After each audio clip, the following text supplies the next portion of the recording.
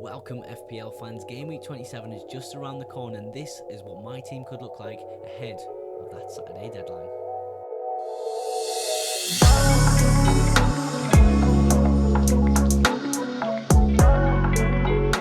And boom, you should be seeing my entire team right now. This week's video is just going to be slightly different to normal. I'm not going to break it down through defence, midfielders and forwards and then talk about captaincy. I'm just going to talk about my team throughout the entire video, popping at different positions throughout the whole entire video, but I'm going to try to give you some of my thought process on these flagged players, on the blank game weeks and the double game weeks coming up really soon. So, of course, let's get straight into things. Now, I have two monitors, one to the left of me here, and it's just got the fantasy.premier league website on because there are more flagged players on that bit of software rather than a different one I use for FPL planning. But let's talk about flagged players.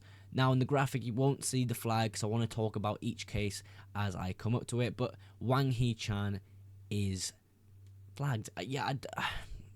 We seen within his warm-up against Sheffield that he did get a slight knock but still started and played basically the entire game. I think 85 minutes around he came off.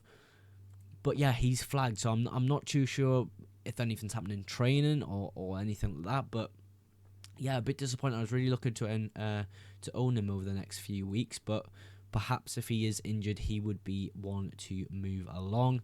Now, Dominic Solanke also flagged up. The reason behind Solanke flagging up, I believe it's a knee issue. And if you watch some of my TikTok videos and my YouTube short videos, where my short form content is all posted, so if you want that type of content available to you, go into the description. I've just got my username, and of course you can find me on YouTube Shorts on YouTube. But Dominic Solanke did have a problem in the FA Cup match before Leicester City, I believe they were playing. I spoke about it really quickly. As soon as it came out, that team sheet, I let you guys know on TikTok that he wasn't starting. I wasn't too sure why at the time, but of course now we know a bit more information. It was a knee issue. Now, we should get some more information. The only information I can give you from what I know is he's been for an MRI scan, and that's all we know. So, yeah, we'll have to adjust when we hear more information. But another flagged player is Pedro Porro. Yes, he's on the bench, and he has been for a while because of that injury. But, yeah, I haven't heard too much in terms of updates as of yet. So, I think through the weekend up to that deadline, we will possibly hear a little bit more about Pedro Porro, because I know some people were holding on for the good fixture run upcoming, and of course Heung-min Son coming back. So let's have a look elsewhere where I'm quite pleased about my team. Let's move to a more positive note, shall we? Gabriel, Sheffield United away. He's getting 90 minutes. He's getting good points across the board. Of course, a blank against Newcastle, sadly. We're only winning 4-1, of course. Yeah, he's been absolutely solid since coming in for me, and I think if you haven't got Gabriel at this point, I don't feel as though the ship has sailed.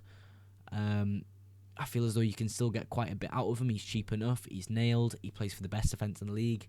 I don't think he can really go wrong, and I think Gabriel over Saliba is just a known thing now. I feel as though if you own Gabriel, you'll understand why that is. You're just much more flexible with your team, and of course, added goal threat from Gabriel as well, scoring here and there over the last few weeks from set pieces, of course.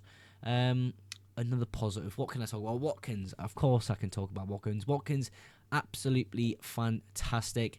Of course, getting a return in that Forest game. He's got Luton coming up, then Spurs, then West Ham.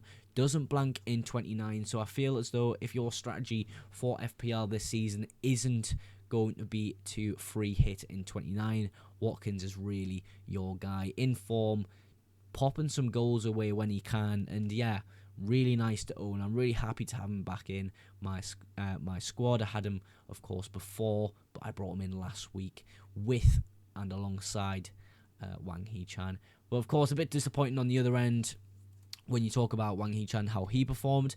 Overall, in that game, he just didn't look to pace with the game. He wasn't necessarily going out of his way to put his body on line and go score that goal. He was kind of laid off, really relaxed, receiving the ball quite wide and laying it off to Sarabia and Neto and players like that. But yeah, he's injured now.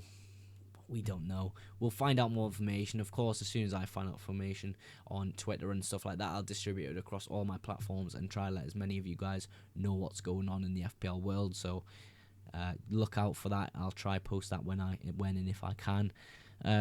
Another player I'm incredibly happy with is Phil Foden. Now, 90 minutes for the past 5 weeks running. He is on fire. Like, what a season this kid is having. Honestly, he's absolutely smashing it up. But De Bruyne actually assisted Haaland 5 times through this week, so possibly De Bruyne could be a great move. But when you look at City's fixtures, I think you'll understand why possibly that couldn't be the move to make. You've got Man United at home. Of course, that could be a fantastic game for City. They could score a lot of goals in that game, but you never know in a derby match. And of course, speaking about rivalries and derbies, we've got Liverpool away in their next fixture. So yeah, that title charge fight for Liverpool and City is going to kind of come to light in that fixture in 28. And of course, blanking in 29 isn't the best. So maybe Manchester City players can wait. Of course, they're not absolutely dumping loads past teams in the Premier League. Of course, they did in the FA Cup against Luton. But in the Premier League, they haven't scored more than 3 goals in 4 or 5 weeks. So they're not scoring a lot lately. But of course, with Haaland scoring 5, De Bruyne assisting those 5 goals, anything at all could happen in that game. But possibly a captaincy shout for this Man United at home fixture. I feel as though United are missing very key players, and yeah, it's not looking good for United. But I think as a Haaland owner, I've got to take advantage of that and possibly captain him. You can also look in terms of captaincy towards Saka with that away fixture at Sheffield United. Although Sheffield United did defend okay against Wolves, I feel as though any team could go there and kind of rough them about and find them spaces in that back 5. I think Arsenal could be the team to do that, so very good captaincy shout. Of course, Watkins with that Luton away fixture, although Luton away is a bit tricky.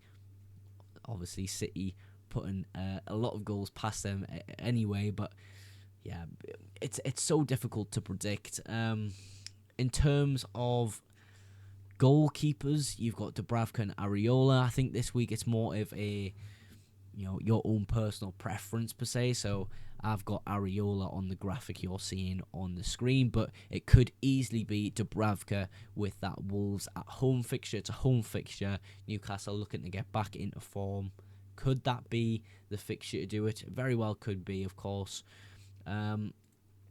Who else can I talk about? Who haven't I spoken about? I think Gordon has gone under my nose. Let's speak about him and then move on to the last 2 players of Estupiñán and Moreno. Gordon with the Wolves at home fixture. I feel as though he's got to be the guy for Newcastle at the moment. Someone's got to step up and make them perform. And as young as he is that type of player for Newcastle. Get the crowd behind them, make a big tackle and go push that team forward. And I think that's a perfect thing for FPL, that explosiveness. Of course, Newcastle not been as good recently, but that explosiveness that Gordon can bring is a real joy to own in FPL. Of course, saying that as a Sunderland fan is a bit mental, but yeah, quality player. Since the Euros, he's absolutely stepped it up. Yeah, really happy to own him in FPL. In terms of Alex Moreno and Estupiñán, it's a similar issue with both of them, but it is much worse with Estupiñán. You've got Moreno, who has competition with Luca Digne, and we've seen that sadly in the last fixture where he came off in the 59th minute and received just a few minutes before that a yellow card, of course, giving him very low points. I'm not going to say how much because, yeah, I'm not very happy about it, but this is the game we play. Alex Moreno, does he start against Luton away? My guess is probably not. I think Luca Digne will take that spot. I think Villa do play quite nicely under Digne. It's an established system that they had before Moreno came in, and obviously Luca Digne got injured. So maybe they go back to that and go back to very strong winning ways like they were when he was in the squad. But we just never know. In terms of Estupinian just can't find his way into the squad full stop. He's, funny story with Estupinian. He actually went to De Zerbi's house lately and ate pasta with De Zerbi while they spoke about his recent form. De Zerbi just isn't happy with his form, and he wanted to tell him that and possibly pick up his game, but then didn't play him hardly in the next fixture. So yeah, it make sense basically. I was hoping the pasta would make Estupinian start and I'll get a good few points, but of course no. So yeah, it's a Fulham away fixture, so it's a decent fixture if he does play. I'm not really sure how I'm going to navigate this week in terms of benching options. I think if I had to make transfers and Wang Hee-chan and Solanke were injured, I would just transfer them out straight to someone else who has a good fixture and will play, possibly an Arsenal midfielder. And of course, for Solanke and a striking option, there's not a lot to pick from, so possibly I would start then Palmer from my bench. In terms of my bench, Palmer and Colwill, of course, that Brentford fixture isn't great, but I feel as though if I needed to, I could easily swap Wang Hee-chan, Gordon and Palmer and just rotate them around to whatever news we get through the week. But yeah, that is everything for the team, folks. Massive thank you if you've watched to this point now. Hopefully you've enjoyed that team selection video today. If you have, please consider dropping a like and a subscribe on the channel. But that is everything for today's video. Thank you so much for watching, and I will catch you in the next one. Bye for now.